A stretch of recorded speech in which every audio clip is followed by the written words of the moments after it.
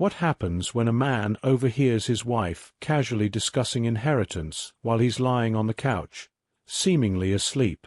It sounds like the setup to an awkward misunderstanding, or perhaps something far more sinister.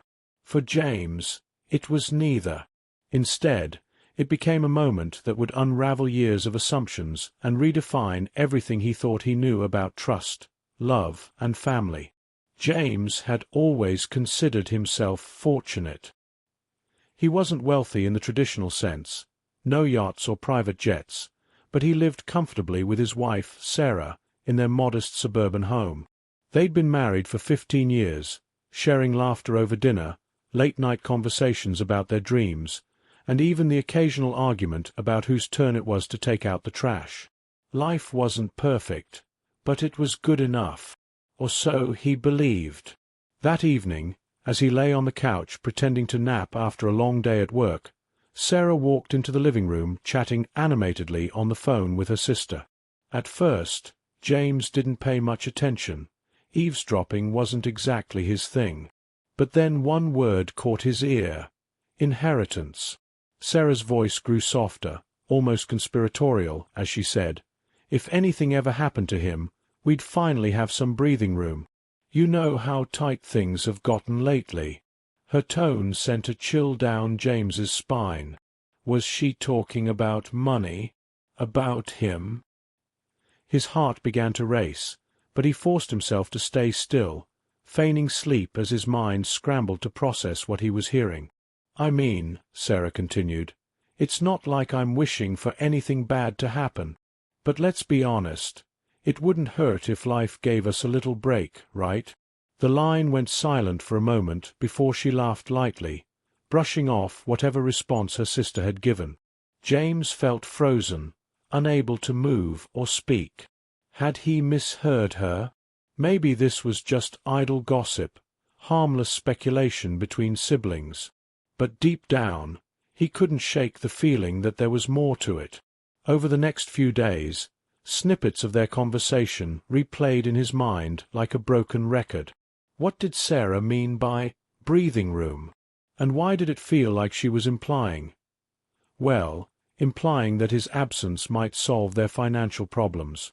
Determined to get answers without jumping to conclusions, James decided to dig deeper, not through accusations or confrontations, but by observing subtle changes in Sarah's behavior.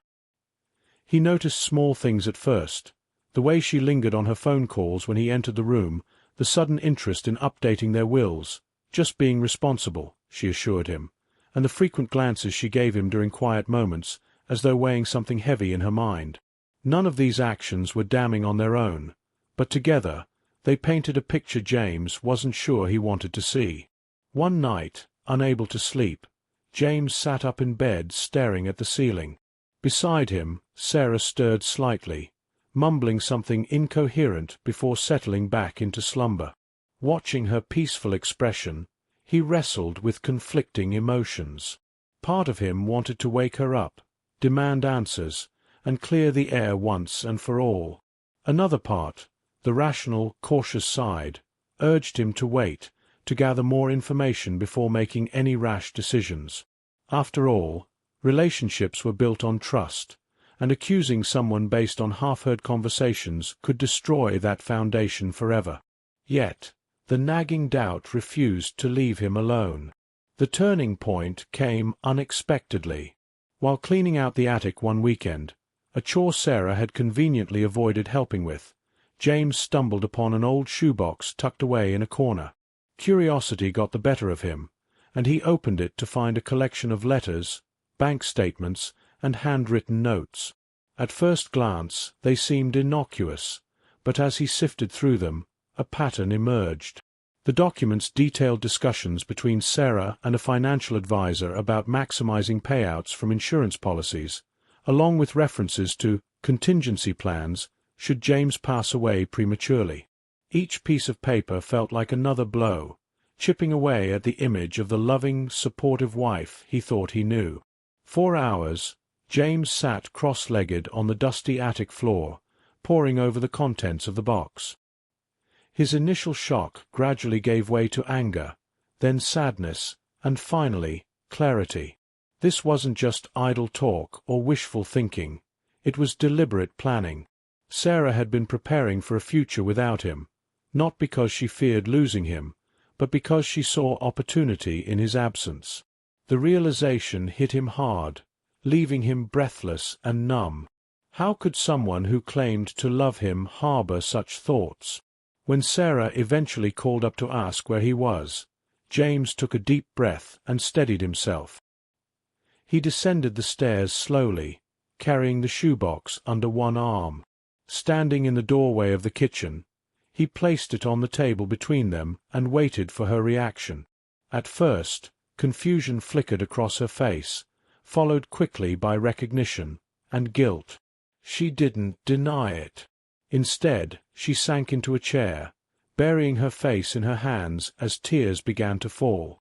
"I didn't mean for you to find out like this," she whispered, her voice trembling. Over the next hour, Sarah poured out her side of the story. Yes, she had entertained thoughts of financial relief tied to James's death, but not out of malice or greed. Their struggles had piled up over the years: medical bills, credit card debt, the looming threat of foreclosure, and she had convinced herself that imagining worst-case scenarios was a form of preparation, not betrayal. "I never wanted anything bad to happen to you," she insisted, her eyes pleading for understanding. "But I couldn't stop thinking about what would happen if, she trailed off, unable to finish the sentence. James listened silently, letting her words wash over him. By the time she finished, his anger had softened, replaced by a complex mix of pity and sorrow. He realized that Sarah's actions weren't born purely of selfishness. They were symptoms of desperation, of feeling trapped in a situation she didn't know how to escape. Still, the breach of trust cut deep, and he knew their relationship would never be the same. In the weeks that followed, James and Sarah worked to rebuild what they could of their marriage. They attended counseling sessions, opened up about their fears and frustrations, and made a conscious effort to communicate honestly moving forward. It wasn't easy. There were moments of tension, tears, and uncomfortable silences, but both were determined to salvage what remained of their bond. Slowly, they began to rediscover the love that had brought them together in the first place, albeit tempered now by scars that would always remain. Looking back, James understood that the truth had shocked him not just because of its implications, but because it forced him to confront uncomfortable realities about vulnerability, fear, and human nature.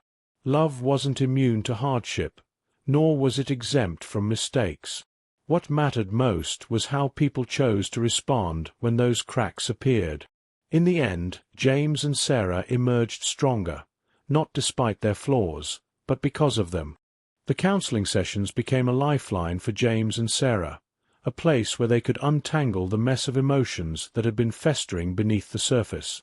At first, it felt awkward, sitting across from a stranger, spilling their deepest fears and insecurities. But over time, they began to see the value in those raw, unfiltered conversations. The counselor, a soft-spoken woman named Dr. Klein, had a way of asking questions that cut straight to the heart of the matter. "Why do you think you felt the need to plan for something so extreme?"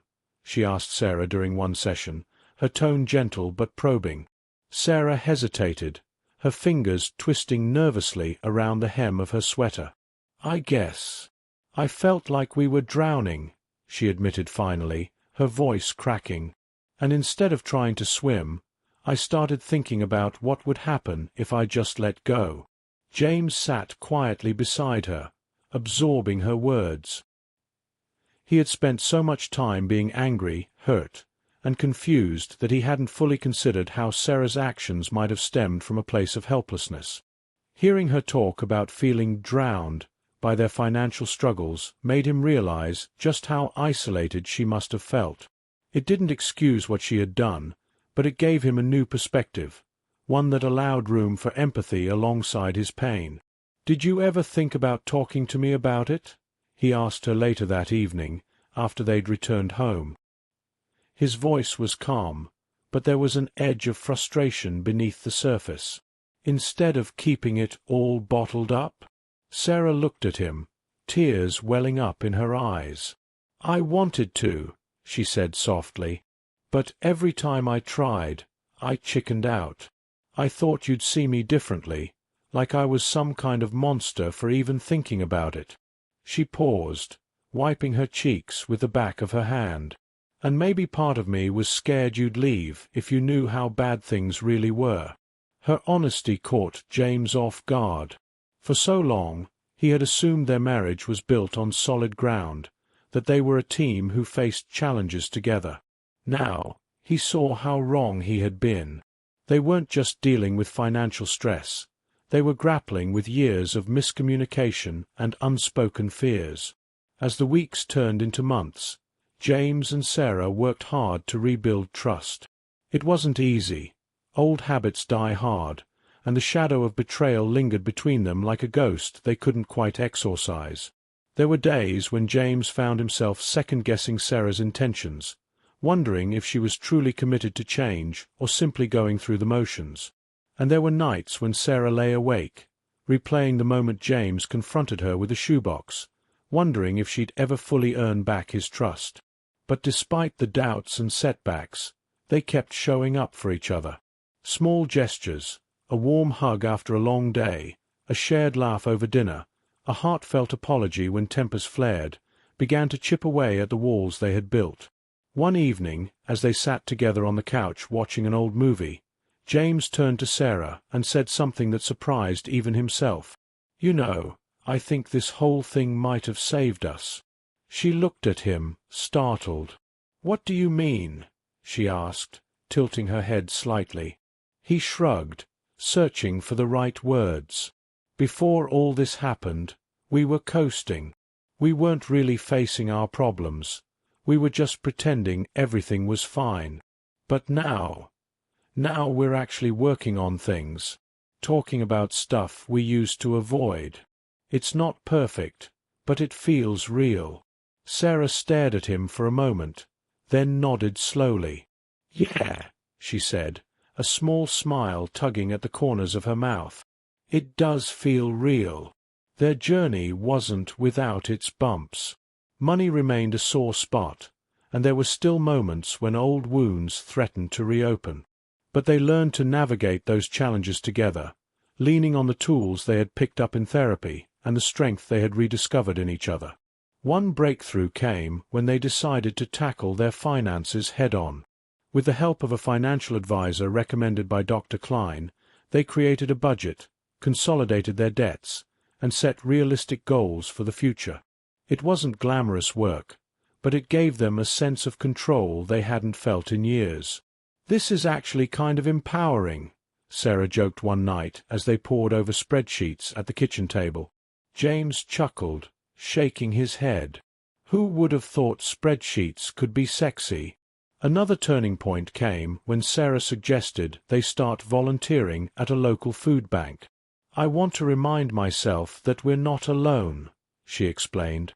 "There are people out there who have it way worse than us, and helping them might help us too."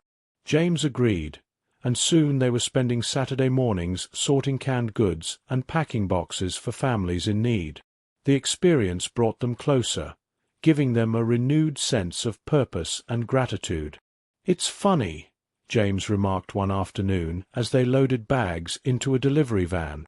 "I never realized how much good can come from focusing on someone else's problems instead of your own."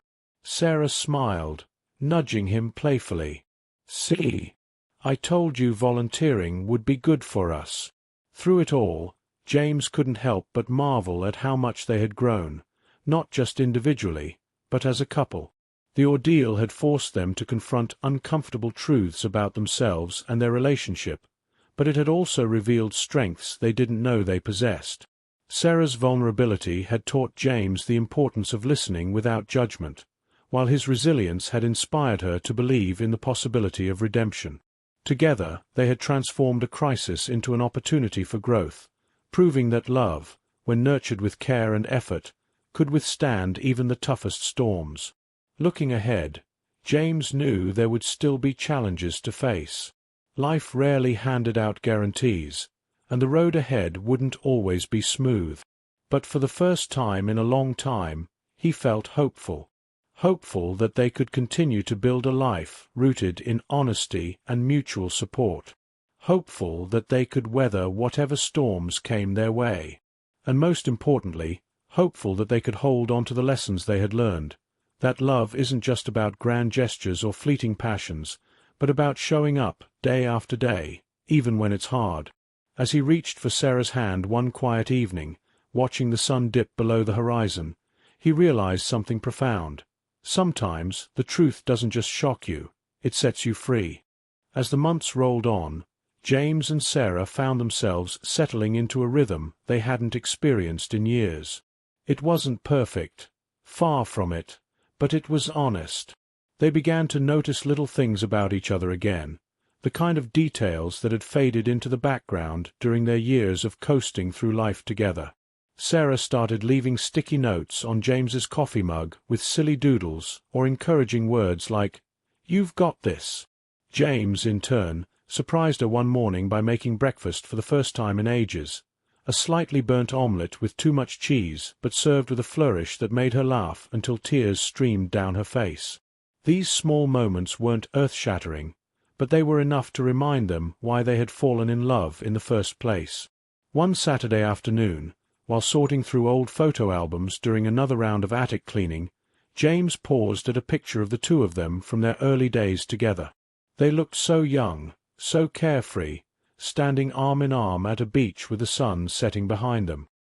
He held the photo up for Sarah to see.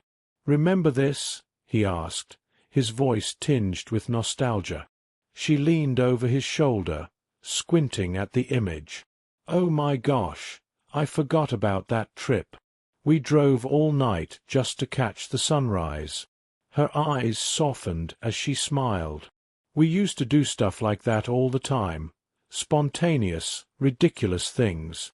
James nodded thoughtfully. "Yeah. Maybe we should try being spontaneous again." The idea stuck with him, and later that week, he pitched a plan. A weekend getaway, no planning allowed. "No maps, no reservations, nothing," he declared over dinner, his eyes sparkling with mischief. Sarah raised an eyebrow, skeptical but intrigued. "What if we end up stranded somewhere? Or worse, what if we hate it?" James shrugged, grinning. "Then we'll have a story to tell.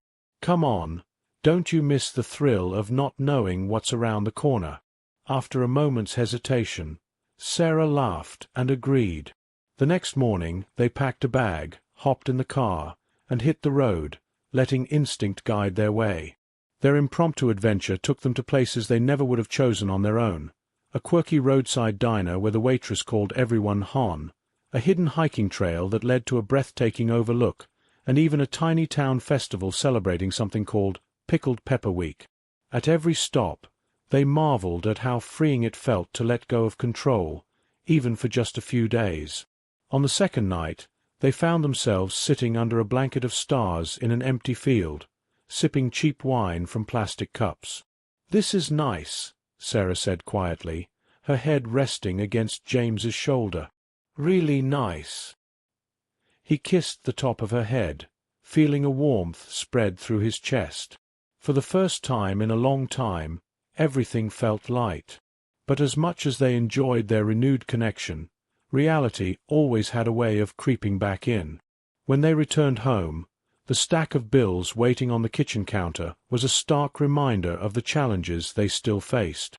Yet, instead of letting it overwhelm them, they tackled it together with a newfound determination. Sarah suggested starting a side hustle, an Etsy shop selling handmade crafts, something she'd always dreamed of doing but never pursued.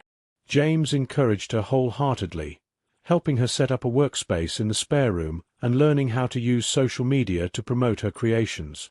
Within weeks, her quirky embroidered patches and custom tote bags began gaining traction online. "Who knew people would pay money for my weird art?" she joked one evening, holding up a patch shaped like a taco wearing sunglasses. James grinned. "I did.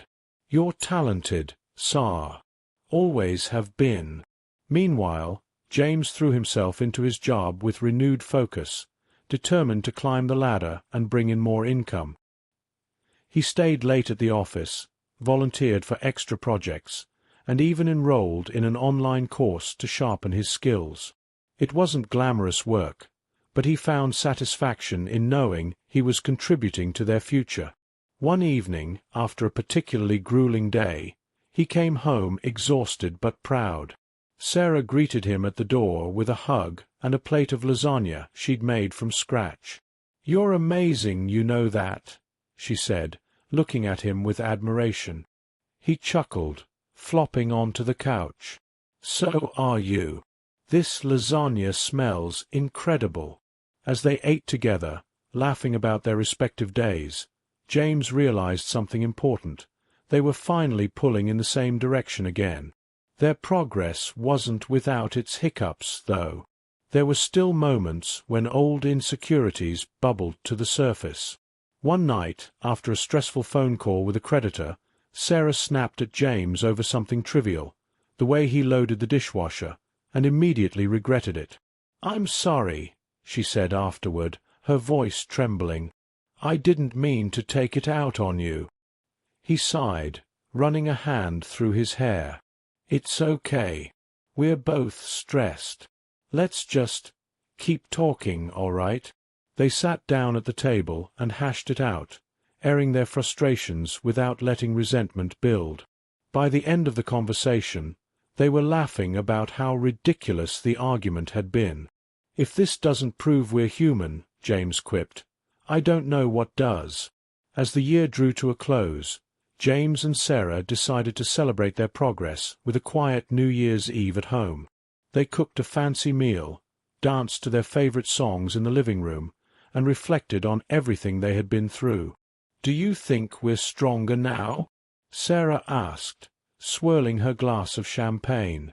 James considered the question, then nodded slowly. "Yeah, I do. Not because we're perfect, but because we're trying. And that counts for something." She smiled, raising her glass. "To trying, then. And to us." They clinked glasses, the sound echoing softly in the cozy room. In the days that followed, James couldn't shake the sense that they were standing on the brink of something new. The past year had tested them in ways they never could have imagined, but it had also given them tools to face whatever lay ahead. They had learned to communicate openly, to lean on each other during tough times, and to find joy in the little things. Most importantly, they had discovered that love wasn't static. It evolved, grew, and adapted, just like the people who shared it. As James watched Sarah laugh at a bad joke he told one evening, he felt a deep gratitude wash over him. Life might throw curveballs, but as long as they faced them together, he knew they'd be okay. Looking back, James realized that overhearing Sarah's conversation about inheritance had been a turning point, not because it revealed betrayal, but because it forced them to confront truths they had been avoiding. It had shaken the foundation of their marriage, yes, but it had also given them the chance to rebuild it stronger than before. Love, he decided, wasn't about never making mistakes. It was about choosing to forgive, to grow, and to keep showing up, even when it was hard. And as he reached for Sarah's hand that night, feeling the warmth of her fingers intertwining with his, he knew one thing for certain: they were going to be just fine. As winter gave way to spring, James and Sarah found themselves slipping into a rhythm that felt almost effortless. It wasn't that life had become easier, far from it, but they had grown more adept at navigating its challenges together. The financial strain was still there, lurking in the background like an unwelcome guest, but it no longer loomed over them with the same oppressive weight. Instead, they approached it as a team, tackling each obstacle with a mix of determination and humor. "You know what they say," Sarah joked one evening as she balanced the checkbook, her pencil poised dramatically in the air. "If you can laugh about it, you can survive it." James chuckled, shaking his head. "That's not actually a saying, is it?" She grinned mischievously. "It is now." Their Etsy shop continued to thrive, thanks in large part to Sarah's creativity and James's newfound marketing skills. What had started as a side hustle quickly blossomed into something more, a source of pride and purpose for both of them. Customers began leaving glowing reviews, praising Sarah's unique designs and attention to detail. One comment in particular stood out. "These patches are like little pieces of happiness sewn onto fabric." When Sarah read it aloud, her voice cracked with emotion. "Can you believe someone said that about my work?" she asked, looking at James with wide eyes. He smiled, pulling her into a hug. "I can. Because it's true." The success of the shop brought unexpected opportunities. A local boutique owner reached out, asking if Sarah would be interested in stocking her products in-store. At first, she hesitated, unsure if she was ready for such a big step. But James encouraged her to take the leap. "What's the worst that could happen?" he asked gently. "If it doesn't work out, we'll figure it out together."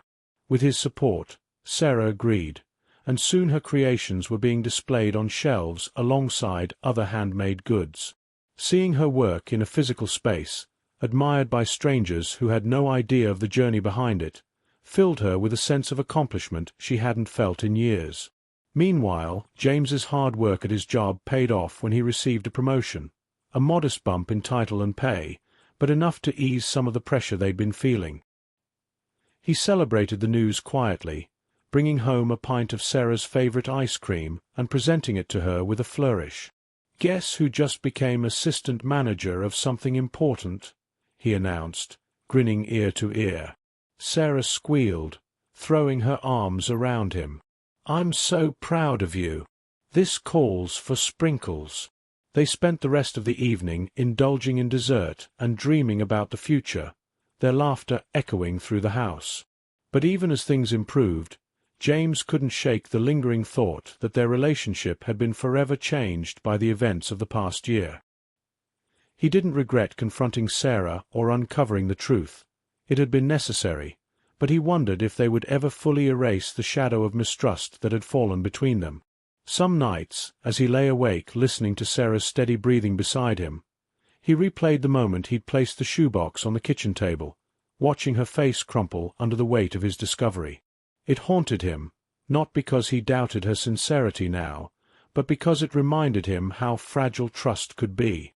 One evening, after a particularly long day, James decided to broach the subject. They were sitting on the couch, the soft glow of the TV casting flickering shadows across the room. "Do you ever think about everything that happened?" he asked hesitantly, his gaze fixed on the screen. Sarah turned to look at him, her expression thoughtful. "All the time," she admitted softly. "It's not something I can just forget, you know? But I also think about how far we've come since then." She paused, reaching for his hand. "Do you still wonder if I'll slip back into old habits?" Her question caught him off guard. For a moment, he didn't answer, weighing his words carefully. "Sometimes," he admitted finally, "but not because I don't trust you. More because I know how easy it is to fall into patterns when life gets tough. And I worry that we'll stop talking about it, stop working on us, and let those patterns creep back in without realizing it." Sarah nodded slowly, her grip tightening on his hand. "You're right," she said. "We can't afford to take anything for granted. Not our marriage, not our progress, nothing. If we want this to last, we have to keep choosing each other every single day." Her words struck a chord deep within him, resonating with a truth he had always known but rarely acknowledged. Love wasn't a destination. It was a choice, a series of small, deliberate decisions made over and over again. And while the road ahead might still hold challenges, James realized that as long as they kept making those choices, they would find their way through. "Okay," he said simply, squeezing her hand. "Then let's promise to keep choosing each other, no matter what." Over the next few months, they made a conscious effort to prioritize their relationship, carving out time for date nights, meaningful conversations, and shared hobbies. They rediscovered the joy of cooking together, experimenting with recipes that often ended in laughter-filled disasters. "Who knew risotto could explode?" Sarah exclaimed one night, staring at the mess on the stove. They took long walks in the park, holding hands and marveling at the changing seasons. And they continued volunteering at the food bank, finding solace in the act of giving back to their community. Through it all, James noticed subtle shifts in their dynamic. Sarah seemed lighter, more confident, as though shedding the weight of her secrets had freed her to embrace life fully.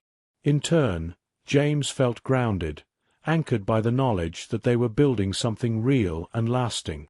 There were still moments of tension, of course, arguments over trivial things like whose turn it was to clean the bathroom, but they navigated them with patience and understanding, never letting resentment fester. By summer, their lives had transformed in ways neither of them could have predicted. Sarah's Etsy shop had expanded to include custom orders, and she was considering hiring help to manage the growing demand. James, meanwhile, had settled comfortably into his new role at work, earning praise from colleagues and supervisors alike. Together, they paid off their last credit card debt, a milestone they celebrated with a spontaneous road trip to the coast. As they stood on the beach, watching the waves crash against the shore, James wrapped an arm around Sarah's shoulders. "Remember when we thought we were drowning?" he asked quietly. She leaned into him, nodding. "Yeah. Feels like a lifetime ago, doesn't it?" In that moment, standing side by side with the wind tugging at their clothes and the salty tang of the ocean in the air, James felt a profound sense of peace. Life would always have its ups and downs, its twists and turns, but he knew they were equipped to handle whatever came their way. They had faced the hardest truths about themselves and emerged stronger for it. And as Sarah tilted her head up to smile at him, her eyes shining with unspoken gratitude, he realized something else. Love wasn't just about surviving the storms, it was about learning to dance in the rain. As the summer rolled on, James and Sarah found themselves reflecting more deeply on the journey they had been through. It wasn't just about the milestones they had reached, the paid-off debts, the thriving Etsy shop, the promotions, but about the emotional growth that had reshaped their relationship. One evening, as they sat on their porch watching the sunset paint the sky in streaks of orange and pink, Sarah turned to James with a thoughtful expression. "Do you ever wonder what would have happened if you hadn't overheard me that day?" she asked softly, her voice tinged with curiosity. James paused, considering the question. "I don't know," he admitted after a moment.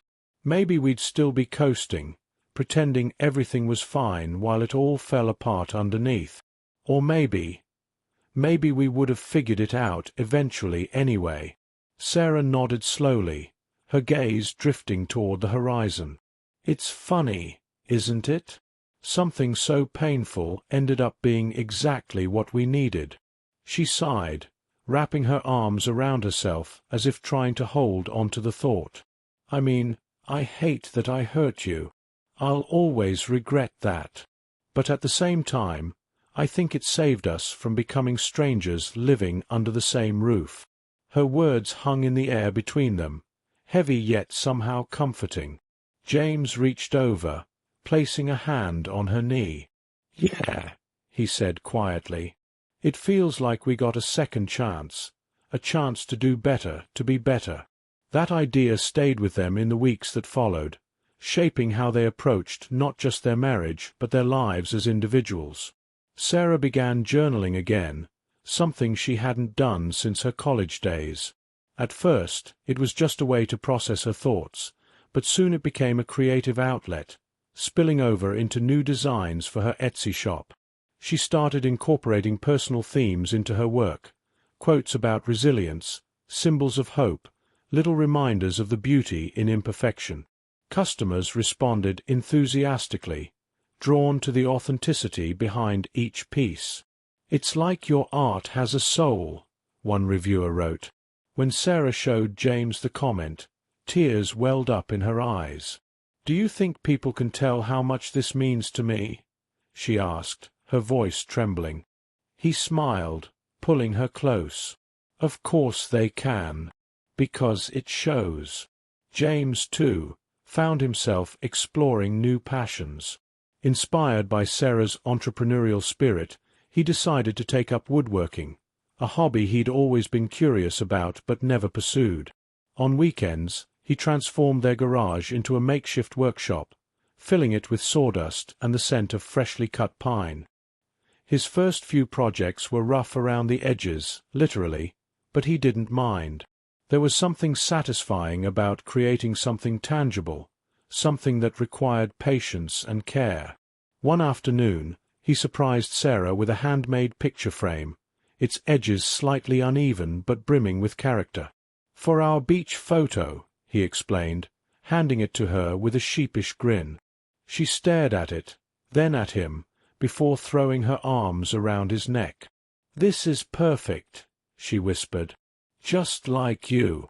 Their shared sense of purpose extended beyond their personal pursuits.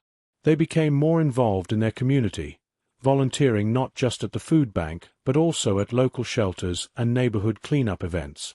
It felt good to give back, to connect with others who were facing struggles of their own.